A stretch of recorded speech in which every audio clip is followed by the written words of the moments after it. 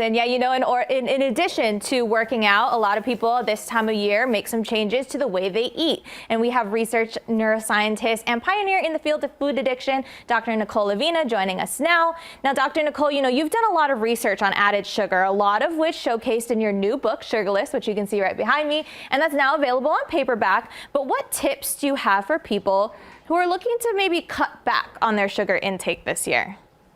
Well, one of the biggest things that I think people struggle with is, again, where do you start? And so what I tell people is try not to do too much at the beginning. Really just focus on taking those baby steps. And I outline that a lot in the book.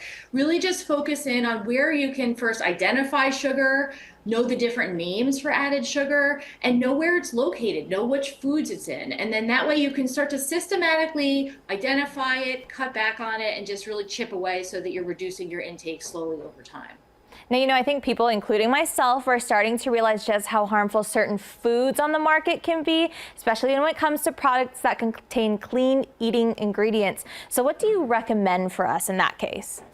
Yeah, we really need to be mindful of a lot of the marketing traps. Unfortunately, there's a lot of language on the products that we're consuming that aren't exactly what we always think they would be. So you want to be mindful of making sure that you look at the nutrition facts panels on products and make sure you understand what the ingredients are. So an example of a clean ingredient product that I absolutely love is Muala. They make a bunch of plant-based milks, which are delicious, and they're simple. They have just a couple of ingredients, either oat milk or almond milk, and they have salt and they have water, and really they are filled with all the goodness. They don't have any gums, fillers, or added sugars, and they use organic oats or almonds, and you can get them at Target and Amazon. They're really just a great addition to your routine, whether it's for your breakfast cereal or whether it's for your coffee.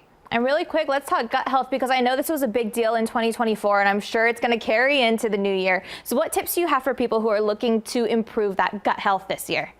Yeah, absolutely. So prebiotics are so important. We're going to hear a lot more about them.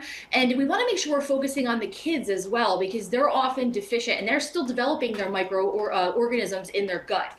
And so Begin Health makes a line of prebiotic products that are designed to help to support kids' gut health. They're for babies 7 months and up.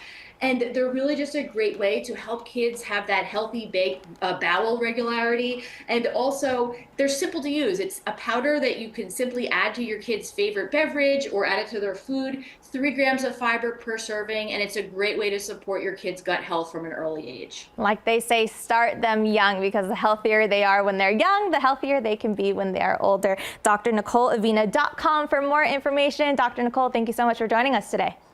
Thank you. And stay with us. More will be right back.